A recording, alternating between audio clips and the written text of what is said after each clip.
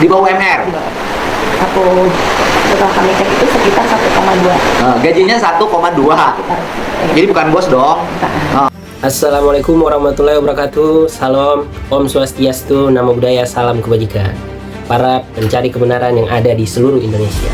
Hari-hari ini ada kasus yang cukup menarik untuk kita bahas bersama. Hari ini sedang bergulir di Pengadilan Negeri Indramayu, yakni kasus pembunuhan satu keluarga di Pauman Indramayu.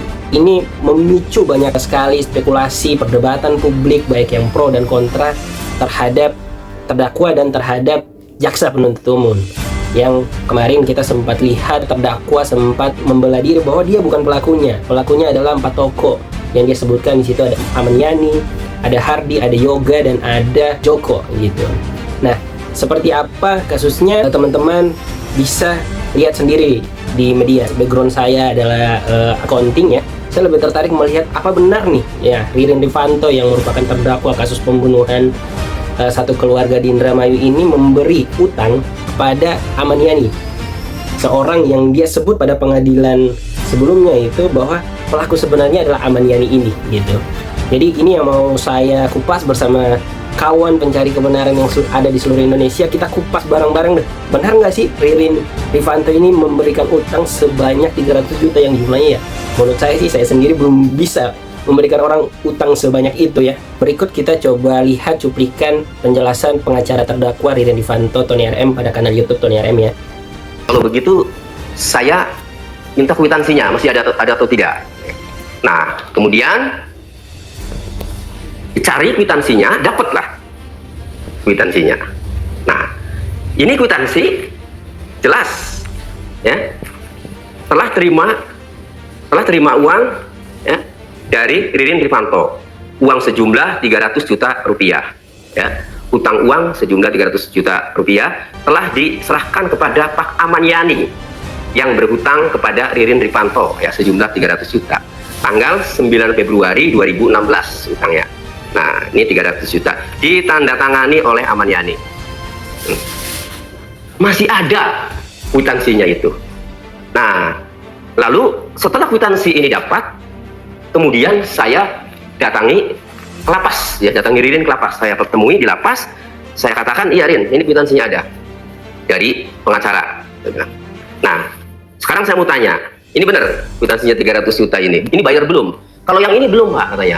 Jadi total utang 490 juta, itu yang baru dibayar 190 juta, yaitu yang hasil pesangon BJB 190 juta itu ya, itu dimasukin ke ATM-nya, kartu ATM-nya Ahmad Yani, lalu kartu ATM Ahmad Yani itu diserahkan ke saya.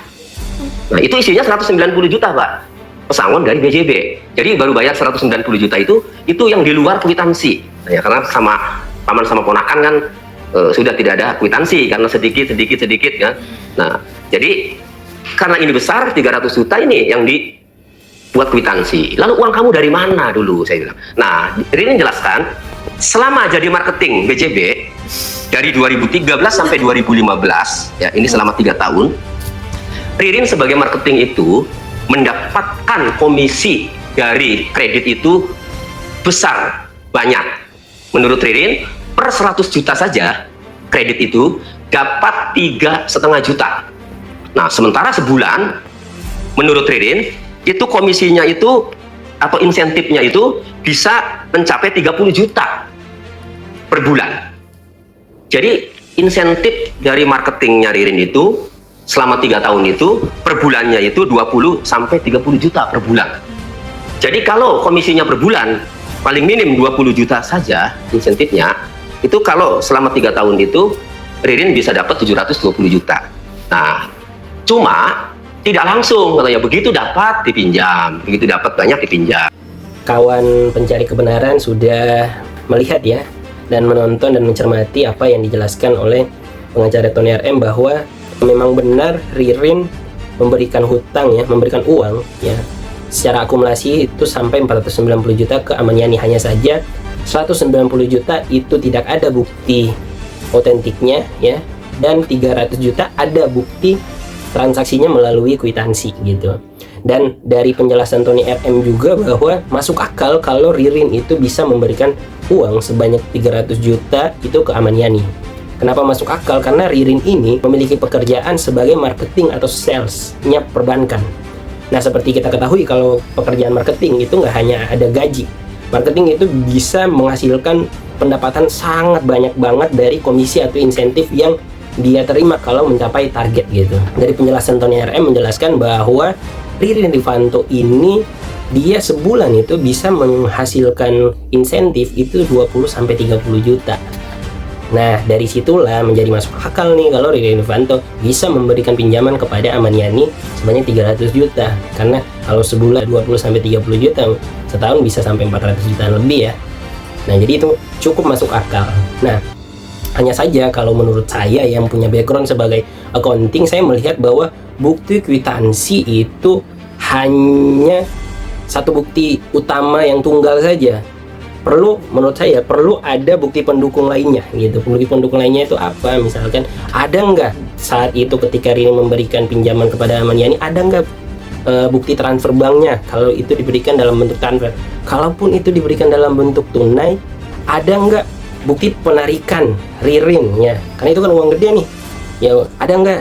Misalkan 2 juta, 5 juta, ada nggak bukti penarikan tunai? Ataupun kalaupun itu nggak ada nggak nih kwitansi atau catatan-catatan kecil dari Ririn gitu. Kalau memang Ririn benar-benar memberikan hutang, ya, memberikan pinjaman terhadap Amaniani gitu. Nah, ini yang menurut saya perlu tuh diperdalam lagi oleh pengacara Ririn ya gitu. Nah, selain itu saya melihat juga karena tadi penjelasannya itu Ririn ini adalah marketing dan dapat insentif komisi. Nah, menurut saya perlu juga tuh ada bukti yang cukup valid dan kuat sekali, itu adalah SPT PPh 21. Nah, di dalam SPT PPh 21 ini kita bisa lihat tuh benar nggak si Ririn ini ada insentifnya gitu. Karena insentif komisi ini dipotong tuh PPh 21, nggak mungkin nggak dipotong kan. Nah, kecuali dia dapat komisinya dari luar itu. Tapi kalau dari bank yang besar seperti Bank BJB, saya pikir itu ada sih ya. Nanti ya kita coba cek bersama-sama lagi ya. Ternyata ada informasi yang terbaru lagi dari kanal YouTube KDM ya. Nah, di situ KDM mewawancarai pejabat BJB dan pejabat BJB ini menjelaskan terkait status Ririn Rifanto tersebut. Ya, mari kita coba cermati. Yang berikutnya, pertanyaan berikutnya adalah masalah Ririn. Kan ada muncul di media sosial, Ririn tuh punya uang, wajar dia punya uang, wajar dia meminjamkan 300 juta ke Pak Amaniani, orang dia marketing di BJB. Bener nggak? Sampai saat ini di data kepegawaian Bank BJB tidak ada atas nama Ririn yang dimaksud menjadi data pegawai Bank BJB. Marketingnya BJB Tidak ada. di bawah UMR. Setelah kami cek itu sekitar 1,2. Gajinya 1,2. Jadi bukan bos dong. Lah, jadi kaget ternyata kita. Jadi penjelasan pejabat BJB ini sangat berseberangan atau bertolak belakang ya dengan penjelasan pengacara Tony RM. Nah, di mana pejabat BJB ini menyampaikan ke KDM ya, karena KDM ini kan juga gubernur Jawa Barat, yang dimana provinsi Jawa Barat ini salah satu pemegang saham terbesar BJB. Jadi dia ya menjelaskan kepada salah satu investor juga ya di BJB bahwa status Ririn Rifanto ini ternyata bukan marketing resmi dari BJB. Jadi pekerjaan Ririn Rifanto ini ternyata dia bekerja di salah satu perusahaan outsourcing yang bekerja sama dengan BJB. Jadi pihak ketiga dari Bank BJB. Nah, dan di situ juga dijelaskan ya dari pihak pejabat Bank BJB ini bahwa Ririn Rifanto ini bekerjanya bukan sebagai marketing di perusahaan tersebut, tapi dia bekerjanya sebagai penyedia ya, kayak bertugas mengambil dana-dana nasabah bank gitu ya, kayak di pasar, di UMKM gitu. Yang dimana kalau teman-teman pencari kebenaran mencari tahu bahwa pekerjaan itu ternyata nggak ada insentifnya gitu. Ya setahu saya sih, yang saya cari dari berbagai macam sumber, itu pekerjaan nggak ada insentif, hanya ada gaji pokok. Nah, informasinya juga gaji pokoknya itu cuma 1,2 juta ya. Nah, itu yang mungkin kalaupun bisa juga tetap bisa dicek tuh SPT PPh 21 dari perusahaan tersebut. Kalau di situ memang nggak ada komisinya, hanya ada gaji pokoknya, berarti udah valid kalau Ririn ini hanya punya pemasukan dari gaji pokok yang 1,2 juta ini.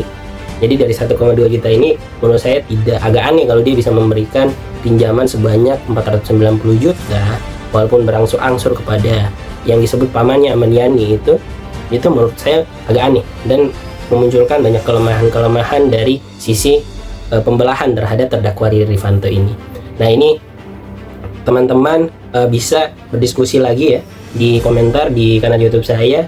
Semoga ada informasi-informasi terbaru lagi gitu terkait dengan status Ririn ini bisa menghasilkan uang sebanyak itu sampai memberikan pinjaman sebesar itu kepada Amaniani, itu dari mana sumbernya gitu.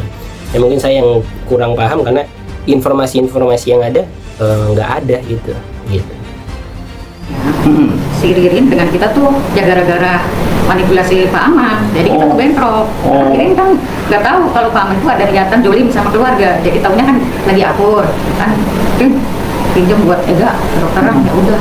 Kita kalau kurang-kurangnya juga nanti kamu ada kenalan lagi nggak pinjam gitu kan. Terus kan ke rumah, ceritanya kan hilang nih. Jadi gimana nih? Ya udah sana cari kamu sendiri kan gitu. Jadi kan ibaratnya tuh kita mau keponakan kan klespa. Iya. Jadi Ibu nggak ini akhirnya bertengkar gara-gara uang. Nggak akur. Iya, begitu juga dengan bapaknya Riri. Sejak kapan nggak akurnya? Sejak bapak pergi? Iya, sejak itu. Nggak akur. Iya, jadi dirusak semua keluarga. Artinya pada saat Ririn masih bisa berkomunikasi dengan bapak via SMS, bisa mendapatkan surat kuasa untuk pencairan dana pensiun lewat pengacara COVID itu, Ririn aja nggak ngasih tahu sama ibu masih komunikasi sama bapak. Dan ya lucunya atau bukan lucunya ya, saya waktu itu juga sedang mengusahakan. Karena apa? Kalau saya sih kan pas pikiran begitu kan nggak ngerti mau bagaimana kan, sok aja sok. Cuman dari Dapen sendiri tuh memberitahu datang ke rumah. Iya, dan dapat datang ke rumah ibu. Kalau nggak salah namanya Bu Nurul sama Pak Budi ya. Iya. Kalau nggak salah gitu kan. Bu, ini ada uang cash. Gitu. Hari gaji 13 apa kan belum diambil. Nah itu kan ibaratnya masih punya kita penuh karena kan kita belum ada ketok palu kan Pak ya. Waktu 2015 itu kan. Masih ahli waris ibu. Iya. Dan belum bulan 15 juga tuh masih ada bulan yang belum diambil kan gitu. Tapi maaf Pak ya. Ini mah biar Gak apa-apa sama saya, saya bukan hakim. Aku ngomong aja. Saya kan hanya ingin mendengar, menyampaikan untuk agar publiknya punya informasi yang memadai, itu aja kalau saya tugasnya. Biar enggak bukan katanya gitu. Sedari kita nih. Biar nanti hakim itu memberikan putusan berdasarkan keyakinan, walaupun ini bukan barang bukti ya. Tapi minimal informasi lah gitu. Bagi penyidik, bagi jaksa, bagi polisi gitu loh. Oke, jadi menurut kawan pencari kebenaran, apa benar Ririn memberikan pinjaman 300 juta 490 juta ke Amaniani? Ya kalau kita lihat sih ya, tadi bersama-sama dari cuplikan video di KDM juga yang mewawancarai keluarga mantan istri Amaniani dan anak ya, itu menjelaskan bahwa mereka dapat informasi adanya pinjaman Amaniani 300 juta itu dari Ririn sendiri, dan itu ketika Amaniani sudah menghilang gitu. Nah ini juga sangat masih misteri, yang ini juga memicu KDM selaku Gubernur Jawa Barat juga ikut turun gunung untuk mencoba menerangkan ini juga kepada publik, dan semoga juga nanti di pengadilan hakim bisa menurut keyakinannya memutuskan seadil-adilnya untuk kasus pembunuhan satu keluarga di Pawaman Indramayu ini ya. Mungkin itu sekian dari saya. Wassalamualaikum warahmatullahi wabarakatuh. Salam Om Santi Santi Om. Salam kebenaran.